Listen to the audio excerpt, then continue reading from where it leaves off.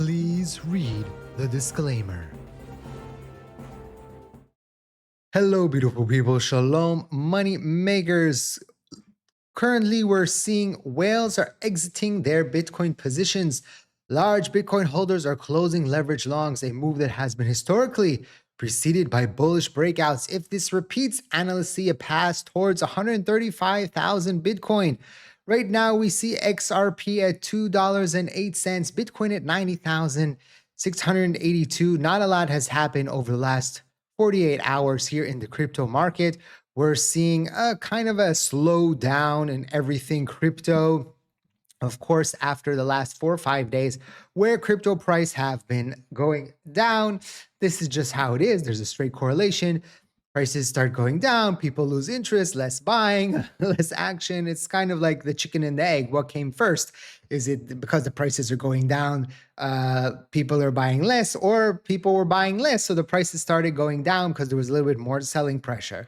Interesting. Is it a chicken and the egg? But more interesting is that the crypto fear, after being at 44, so it was, almost in the greed zone after a few days of upward movement, we're back down to 25, but last night it popped up to 29. So interesting. We'll see what happens over the next coming days, weeks. There's a lot of geopolitical things that we'll get to in just a second that could affect the crypto market, that could affect XRP.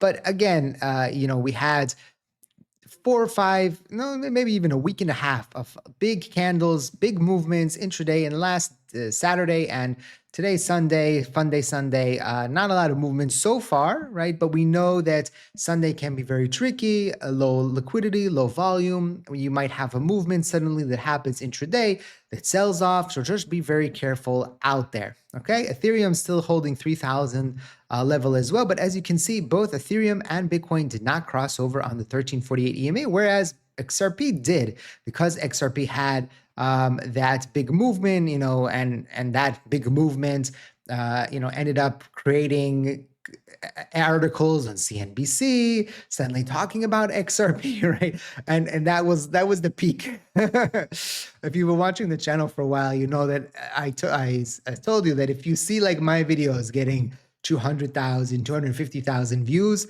it's probably the top of the market, right? Same thing, that little movement seemed to top off with suddenly CNBC, mainstream media, suddenly waking up to crypto. I've told you this before. Whenever Jim Cramer says that he's very bullish on crypto, that's usually when the market sells off. And when he's very bearish, that's usually the bottom. So far, that's what actually happened. That was the bottom of the movement. But again, we'll see what happens in the next coming days. We did get interesting headline. We'll get to the next coming days in just a second, of course. Make sure to watch all the way to the end of the video to get the latest and the greatest updates. But the NASDAQ and the CME launched crypto index. NASDAQ and CME Group teamed up to unify their crypto index under one new benchmark called the NASDAQ CME Crypto Index. Index includes Bitcoin, Ethereum, XRP, Solana, Link, Cardano, and AVAX. So we're continuing to see the NASDAQ enter into the crypto market. We've talked about how the NASDAQ want to be 24/5 at first, and then maybe 24/7 trading. It will be very interesting to see, how that plays out, what develops with that. Also, the S&P. I don't know if I told you guys, but I met someone that she was from S&P in Singapore. At like a meet and greet thing, and she was like, we're very heavy on crypto, we're getting interested in crypto, so we'll see what happens off of that.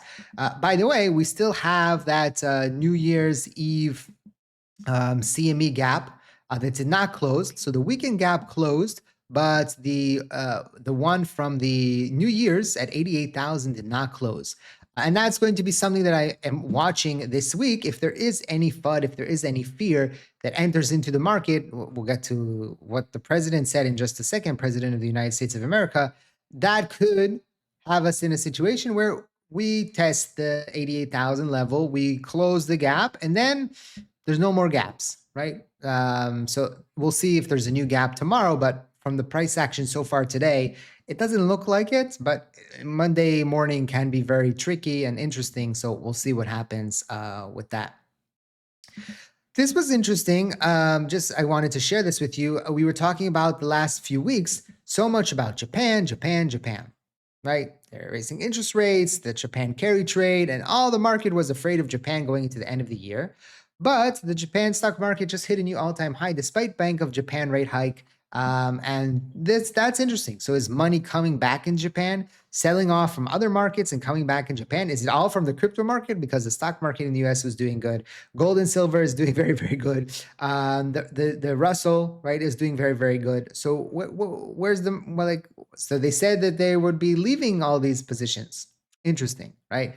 And so we'll continue to see that. Again, many times you'll see a lot of fear that's around on mainstream media, on YouTube, on Twitter. And in the end, it doesn't really have a big effect on the market. Sometimes it does, like October 10th, which, we had that tariff FUD and there was, the collapse, but we don't know. And as always, I try to bring you the good, the bad, and the ugly. And remember, this video is for educational purposes, for entertainment purposes only, not financial advice. Always do your own due diligence before you decide to invest. Very, very important. And remember that also, I will never contact you on social media asking to sign up to anything or to send me anything. Those are scammers. Those are imposters. My official links are the only ones that are listed here on the YouTube page. Everything else is not me. So just be very careful out there, okay? There's many scammers out there. I try to combat them, but I can't see all of them, okay? So if you see any of them, report them, and we'll try to get them removed. Iran just used crypto to avoid economic sanctions. Reports show that Iranian security forces moved 1 billion in via UK crypto exchanges to dodge sanctions. Despite the internet shutdown in Iran, researchers say crypto might still functioning using alternative tech, satellites, and mesh. So this is very interesting. The whole situation in Iran, the use of crypto in Iran, and the use of crypto in times of turmoil. Right. Theoretically, one of the reasons why people back in the day said why you need crypto is a situation like this where the money has devalued significantly. There's geopolitical turmoil, there's a revolution, whatever's happening, and suddenly the money debases. You can't have access to your money. You want to leave the country. What do?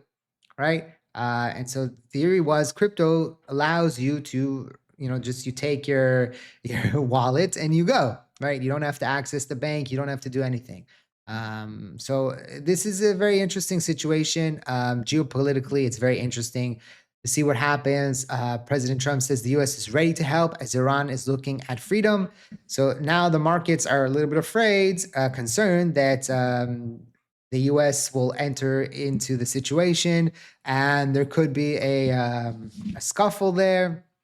Who knows what's going to happen? Maybe Israel part of it too. Who knows? Hopefully nothing too extremes happens. Hopefully the Iranians are able to, if they have a revolution, they have it. If they don't, they don't. What can we do? I don't want to get too into that. I don't want to be like, oh, they need to do this, they need to do that. It's up to them what they're going to do. But it will be very interesting to see how that develops, how that plays out. Of course, I would rather have peace there and someone that's peaceful toward me. I would love to visit Iran. I can't do that right now, but it would be very interesting to see where the situation is going to go. We have to also remember that there's midterms this year, and so he wants to show, oh, we're strong, but he says if we don't win midterms, that he could get impeached.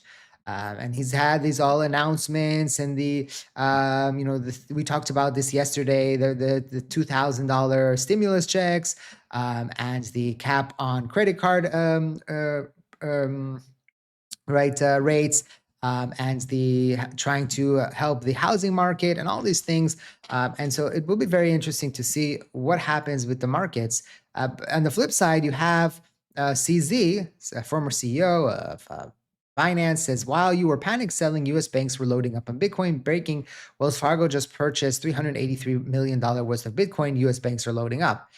Again, I told you, if the banks see that there's possibility, there's options to make money, then they're going to make money. And it says here, breaking U.S. SEC removes crypto from its 2026 priority risk list, bullish for crypto. And he says also, I could be wrong, but super cycle is incoming. Now, I saw something interesting that could be, right? Of course, CZ, he wants, his net worth to go up. Something interesting also that could have happened, that coming off of October 10th, that we had a situation where maybe Binance had to step in and the other big exchanges and save basically the crypto market and buy up all those positions that were getting closed, right? To hold the market up at least, right? Because the market didn't go to zero. They had to hold it up. And it could be that they had to put in a lot of cash. And over the past few months, again, we don't know if it's a market maker or if it's Binance that has been creating this kind of like short ladder attack. It's so at 10 a.m. Every single day, we see like these dumps. It could be that they have a situation where they're trying to recover some of their losses or what they put into the market. They're trying to unwind that position. And maybe CZ is like, hey, super cycle incoming. He wants to create, positivity. He wants to create a situation where the market will go up so they can, unwind their positions at higher prices. Could be. Again, this is just a theory, but maybe that's what's going on right now. And the market is very, very delicate. The crypto investors are very, very delicate right now. Again, we went up a little bit. Everybody was so excited, right? If you've been watching me, you know that I was okay, great. Let's see continuation, and we didn't, right? And I was like, hey, got the monkey on your shoulder. Let's wait a little bit, okay? I don't think I get enough credit for that, but so it's okay. It's okay. We also have, of course, the January 15th date with the U.S. Banking Committee. So you have Senator Cynthia Loomis saying it's happening. And we have your chairman, Senator Tim Scott, is moving forward on digital asset market structure legislation, deliver clear rules that protect Main Street, keep innovation here at home, and safeguard U.S. national security. This was the statement here. The legislation is about making America the crypto capital of the world, so the next generation of jobs and innovation is built here, not overseas. When we see clear rules, we give entrepreneurs the confidence to start companies, hire workers, and grow right here in the United States. We also make it harder for bad actors and foreign adversaries to use new technology to rip off Americans and undermine our financial systems. After a month of serious bipartisan work, it's time to move forward and deliver real results. The American... God bless American people. Chairman Tim Scott. So it will be very interesting to see again going into that date. Will there be a little bit of, buy the rumor, sell the news? I don't think that anything big, I don't think the law is getting passed on January 15th, but there will be, I think, positive, potentially momentum there, positive movement there. And it will be interesting. Look at the price of XRP right now. Just over the past, what was this like? When did this start? On Saturday morning, right? It's just been so flat. Look, this is the 1 hour chart. Very interesting to see if we get a crossover here. The last crossover we had was on January 1st, and then it ran up. Interesting. But we'll have to watch out for that and see what happens. And this was from Franco Templeton saying digital assets with real capital value are increasingly being considered for long-term client portfolios. So again, the crypto market continues to expand, tokenization, a lot of buzzwords, but it will be interesting to see what the new hot thing in 2026 is going to be, right? There was, NFTs and then tokenization and stable coins and every single year, every single cycle, there's something new that comes out.